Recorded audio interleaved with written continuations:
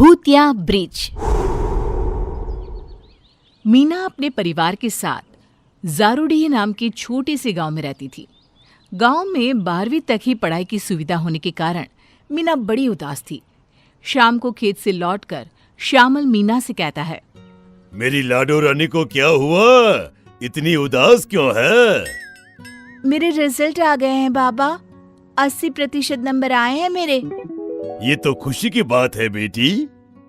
पर मुझे आगे पढ़ना है बाबा, और गांव में तो आगे पढ़ाई की सुविधा ही नहीं है। हट पगली, इतनी सी बात से उदास होती है? मैंने इसका उपाय पहले से ही सोच रखा था। मेरी मीना शहर जाएगी और वहाँ अपनी पढ़ाई पूरी करेगी।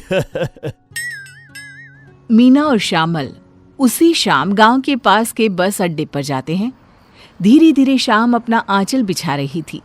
जरा सी रोशनी में शाम टिकट काउंटर पर टिकट लेने जाता है। भाई, शहर जाने का एक टिकट तो देना। आपको शहर जाना है?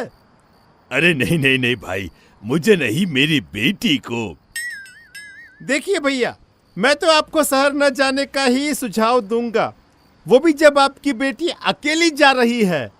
वो देखिए, बस पूरी तरह खाली है, 2-4 लोग ही मुश्किल से शहर जा रहे हैं। अरे भाई, पर ऐसा क्यों?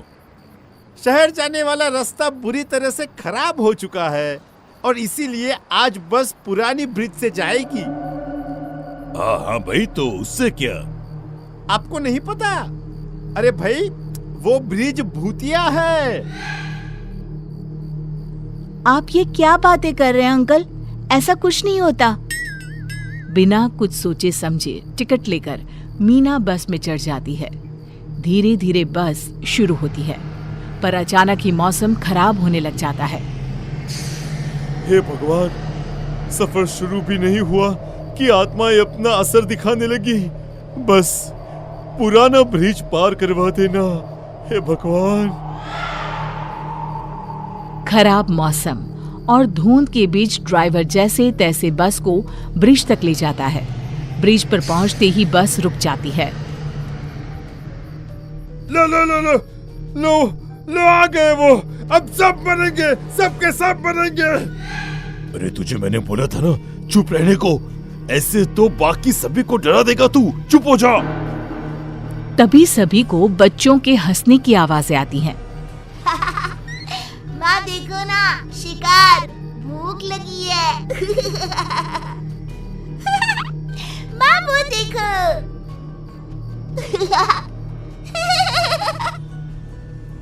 ये किस चीज की आवाज है? ये बच्चे कहाँ से बोल रहे हैं? वो आ गई, वो आ गई। मारो अपने बच्चों के साथ आ गई। मैंने कहा था ना, पर कोई मेरी बात सुनता कहा था मैंने।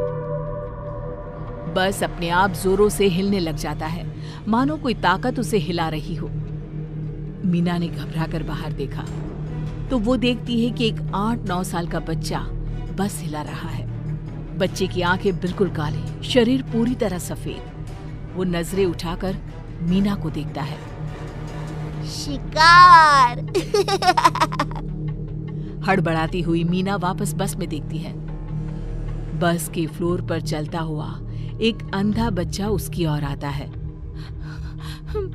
मुझे माफ कर दो, मुझसे गलती हो गई। मैंने किसी का कुछ नहीं बिगाड़ा। भूत होते हैं, मैं मानती हूँ। मीना बस में चारों ओर देखती है। मोहन सोहन का चेहरा उसे कटा हुआ दिखाई देता है। हम मरे हुए हैं मीना। इस बस में तुम्हारे और ड्राइवर के अलावा सब मरे हुए हैं। हम इन बच्चों और उनकी माँ के शिकार हुए थे। भाग जाओ मीना, ड्राइवर भैया, भाग जाइए। ये कहते ही मोहन सोहन के अलावा जो 2-4 लोग बस में थे सभी गायब हो जाते हैं। चलो बेटी, यहाँ से भागते हैं। मैं तो काम को लेकर मजबूर था, पर तुझे क्यों आना था इस बस में? ये लोग कौन हैं और हमें क्यों मारना चाहते हैं भैया? बेटी, ये ब्रिज भूतिया है। यहाँ एक औरत और उसकी 2 बच्चों की आत्मा भटकती है।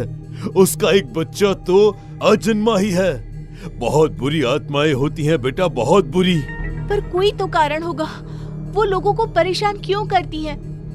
ऐसे ही तो वो लोगों को नहीं सताएगी। ऐसी आत्माओं के लिए कोई जगह नहीं होती। जहन्नुम में भी इनके लिए जगह नहीं होती। ड्राइवर मीना का हाथ पकड़कर बस से उतरता है और भागना शुरू करता है। भागो भागो बेटी, भागो यहाँ से। तभी उन दोनों के सामने पारो खड़ी हो जाती है। उसका चेहरा ऐसा कि देखकर मन से सारी खुशी छिन्न भिन्न हो जाए। काले अंधेरे में भी उसका सफेद चेहरा साफ देखा जा सकता था। शिकार करो बच्चों, मेरे लिए सर का हिस्सा छोड़ देना। पारो के दोनों बच्चे ड्राइवर के कंधे पर कूद पड़ते हैं और उसे मारने पर उतारू हो जाते हैं। अगली बारी तेरी बच्ची। मार देना हम दोनों को, पर पहले मेरी बात तो सुन लो आंटी। आपकी ये हालत किसने की? मैं आपकी मदद करना चाहती हूँ पारो आंटी। आप क्यों भटक रही हैं? आपके बच्चों की ये हालत किसने की? भले मैं आज मर जाऊं, पर ये जान कर रहूंगी कि एक माँ इतनी बुरी क्यों बन गई। जहां ये ब्रिज है वहीं मेरा घर हुआ करता था। एक कॉन्ट्रैक्टर ने धोखे से मेरे घर के कागजात पर मेरे पति के सिग्नेचर ले लिए और हमारा घर गिराकर ब्रिज बना दिया। कुछ दिनों में मेरे पति की भी मौत हो गई। घर के साथ साथ घर चढ़ाने वाला भी चला गया। गर्भवती हालत में मैं ब्रिज के किनारे ही अपने बड़े बेटे के साथ रहने लगी। फिर एक दिन एक गाड़ी की चपेट में आकर मेरी मौत हो गई। उसके बाद से मैंने कभी किसी गाड़ी को यहाँ से जाने नहीं दिया। अब होगा इंसाफ उस कॉन्ट्रैक्टर का।